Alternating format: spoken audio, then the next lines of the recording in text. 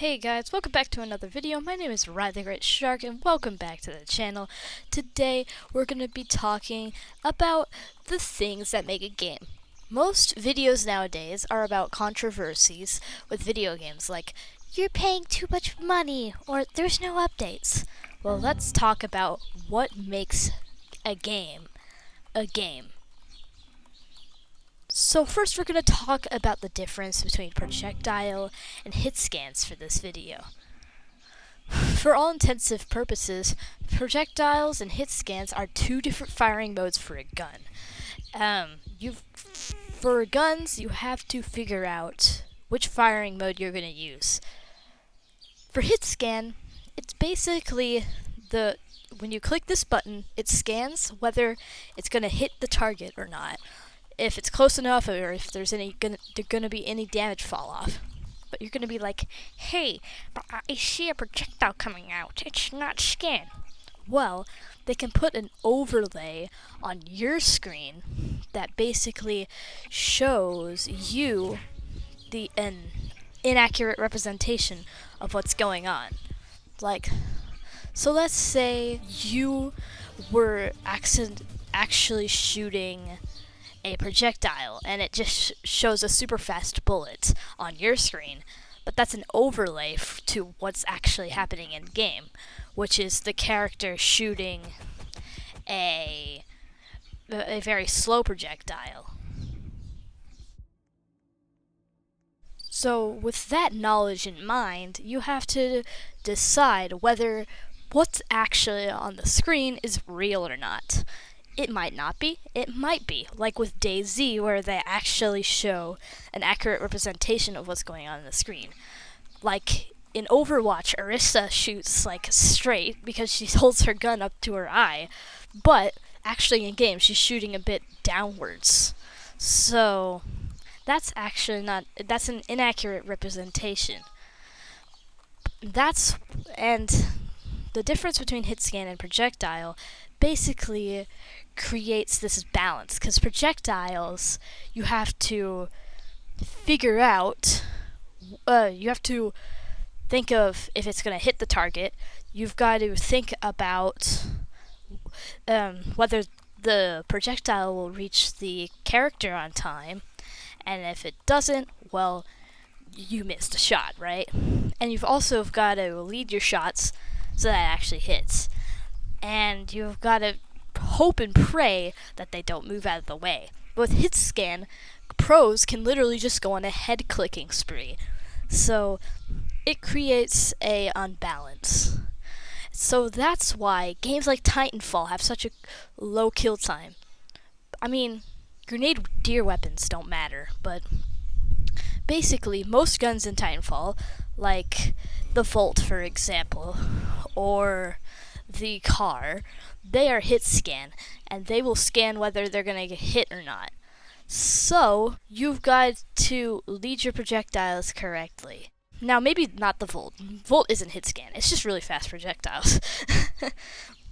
But so in Titanfall, most guns are hit scan, most actual guns are hit scan, so it makes the time to kill pretty fast and easy to kill other people. But let's say a game like Splatoon, it has a quick time to kill, each bullet does a lot of damage, but it still takes a while to hit people because the paint gun is a projectile. It's got to take time to reach there, so you've got to lead a bit, try to do some psychology to figure out where the other person is going. With the exception of a charger, which is a hit scan, but most snipers, except the skewer in Halo Infinite, which I'm going to talk about in a minute, are hit scan. And so this can create a balancing option. The option to create a weapon that's projectile or hit scan can balance the game. So let's say you have two snipers. This is Halo Infinite, by the way. You got the S7 and the skewer. The skewer does a one-shot kill, but the S7 only does a headshot one-shot kill. So that balances the S7 for it being hit scan, but what about the skewer? It does a ton of damage, and if it was hit scan, people would just click people and they would die. So they created a projectile speed to it. Not a very slow one. It's still pretty high. You can't react to it in time. It's pretty much faster than the average human reaction time. But you could still do something with it. You could still get out of the way if the person that's firing at you is very bad at aiming. This means you can use Hitscan firing and projectile firing to kind of balance out the weapons. You can have a really, really good weapon that has projectile fire and have a weaker weapon that has Hitscan fire. These balancing issues, or not issues, but rather choices, can be why a video game like Battlefield with a ton of weapons or Apex with a ton of weapons can be hard to balance, because you need to figure out how to balance projectile and hitboxes, or hitboxes, more like hit scan, and figure out if that weapon firing type works for the gun, and see if that makes the gun too overpowered or not. And also a variable in making games take so long is animation. It seems pretty simple that you just take the gun model and make it move, right? Well, if you're an animator, you know the trials and tribulations of actually animating. You need to animate every single move. And for a 60 FPS game, you have to animate 60 frames of you pulling the magazine out and putting it back in, or doing anything else that's unique. And you have to make the animation feel like it has emotion. Like an emotionless reload is like eating something that has no taste. Like Return to Battlefield, for example. Imagine if every single gun had such an emotionless reload with no character to it. that wouldn't make sense. Like, for the Spartan reloads in Halo Infinite, they feel tactical, right? And for the rare G7, it feels like you're actually being tactical for once, instead of actually reloading for show. That if you've ever seen that rare G7 reload animation, you should go check it out. G7 Scout from Apex Legends. That's what I mean.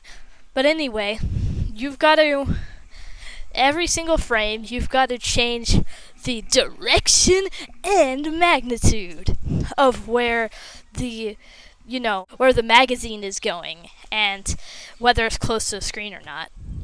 And also where it's thrown off, and you will add a projectile. Sorry for that ambulance cut. You probably didn't know how long that took, but there was an ambulance passing by our neighborhood, and I'm outside right now. It's pretty funny. Anyways, so you've got to change every single frame to direction and magnitude to where the clip is actually closer to the screen or not. And so that's why animations take a long time. Now let's go back to weapon balancing. You've got to balance the reload time and see if the reload time actually fits the gun. So let's say it's a high ammo gun. You want to have it to have a slow reload, because for a lot of ammo, you've got to make it worth your while to conserve the ammo, so that you don't have an insanely long reload time. Who is slamming outside? You know what? Never mind. I'm just going to ignore that. And yeah, go back to weapon balancing. So, different guns can have different properties. And that is the importance of projectile and hit scan.